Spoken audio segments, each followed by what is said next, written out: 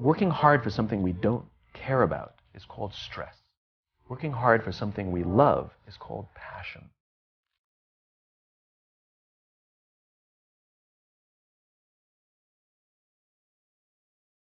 I think one of the mistakes that people make is they think purpose comes from their job. I've been a whatever for so many years, and when then I lose my job or I retire, I now don't have a sense of purpose because I so closely associated my self-worth with the job that I did. I knew what my job was. I had a sense of purpose. And one wonders if those things are conflated, right? Which is I had a sense of purpose for my job, but then when I didn't have the job, all of a sudden I woke up in the morning, didn't know what to do. The purpose is not your MOS. Your purpose is not you're a saw gunner. Your purpose is not the job that you wake up to do every day. Your purpose is something bigger.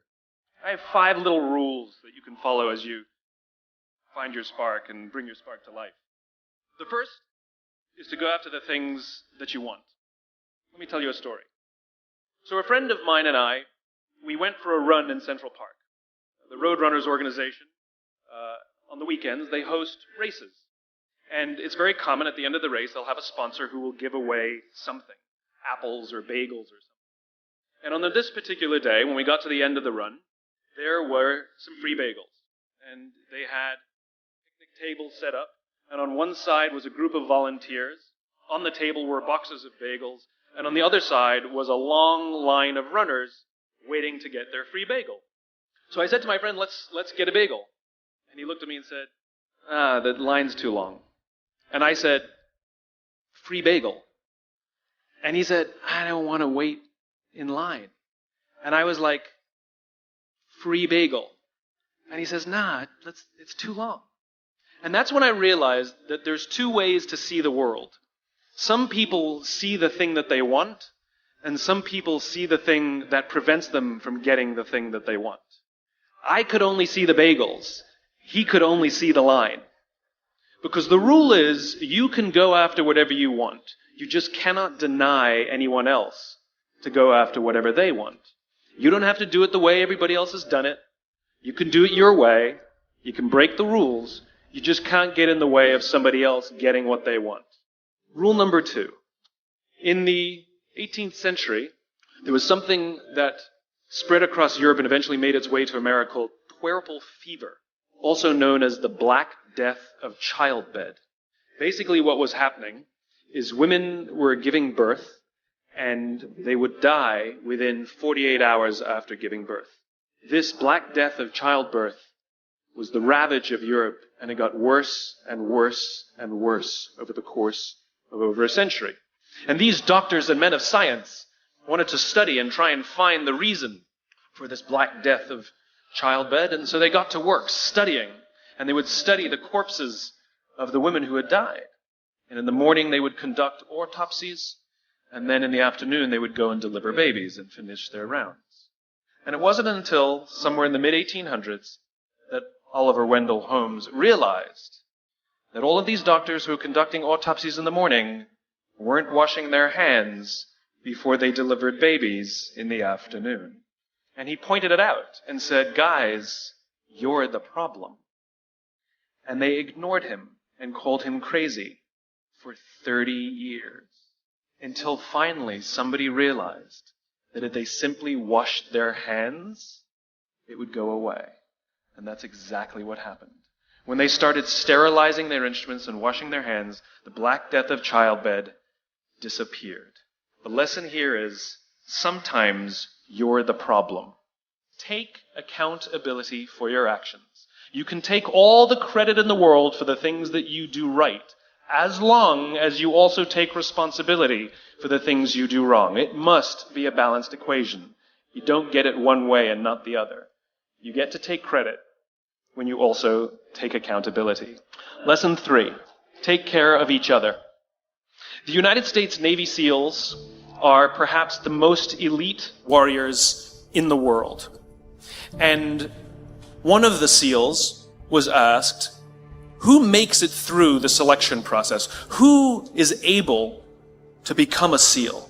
And his answer was, I can't tell you the kind of person that becomes a SEAL. I can't tell you the kind of person that makes it through BUD/S, but I can tell you the kind of people who don't become SEALs. He says the guys that show up with huge, bulging muscles covered in tattoos who want to prove to the world how tough they are, none of them make it through. He said the preening leaders who like to delegate all their responsibility and never do anything themselves, none of them make it through. He says some of the guys that make it through are skinny and scrawny. He said some of the guys that make it through, you will see them shivering out of fear. He says, however, all the guys that make it through, when they find themselves physically spent, emotionally spent, when they have nothing left to give physically or emotionally, somehow, some way, they are able to find the energy to dig down deep inside themselves, to find the energy to help the guy next to them. They become SEALs, he said. You want to be an elite warrior. It's not about how tough you are. It's not about how smart you are. It's not about how fast you are. If you want to be an elite warrior, you better get really, really good at helping the person to the left of you and helping the person to the right of you. Because that's how people advance in the world. The world is too dangerous and the world is too difficult for you to think that you can do these things alone. If you find your spark, I commend you. Now, who are you going to ask for help, and when are you going to accept help when it's offered? Learn that skill. Learn by practicing helping each other. It'll be the single most valuable thing you ever learn in your entire life, to accept help when it's offered and to ask for it when you know that you can't do it.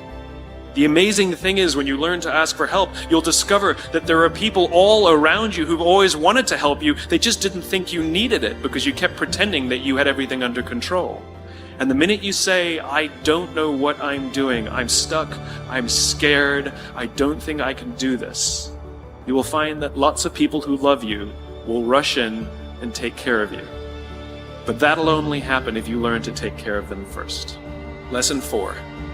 Nelson Mandela is a particularly special case study in the leadership world because he is universally regarded as a great leader. You can take other personalities, and depending on the nation you go to, we have different opinions about other personalities. But Nelson Mandela, across the world, is universally regarded as a great leader. And he was asked one day, how did you learn to be a great leader? And he responded that he would go with his father to tribal meetings. And he remembers two things when his father would meet with other elders. One, they would always sit in a circle. And two, his father was always the last to speak. You will be told your whole life that you need to learn to listen. I would say that you need to learn to be the last to speak. I see it in boardrooms every day of the week. Even people who consider themselves good leaders, who may actually be decent leaders, will walk into a room and say, here's the problem, here's what I think, but I'm interested in your opinion, let's go around the room. It's too late.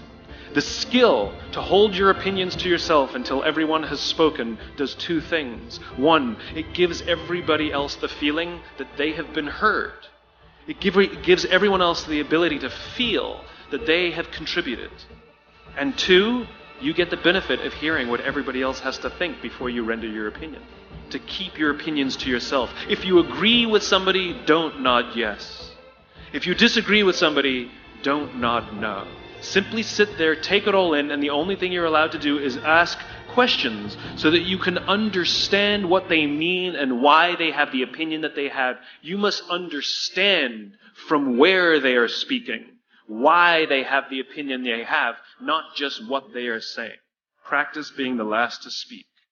So we in leadership are always criticizing the people. We're always saying, we've got to get the right people on the bus. I've got to fill my team. I've got to get the right people. But the reality is, it's not the people. It's the leadership. If we create the right environment, we will get people like Noah at the Four Seasons. If we create the wrong environment, we will get people like Noah at Caesar's palace.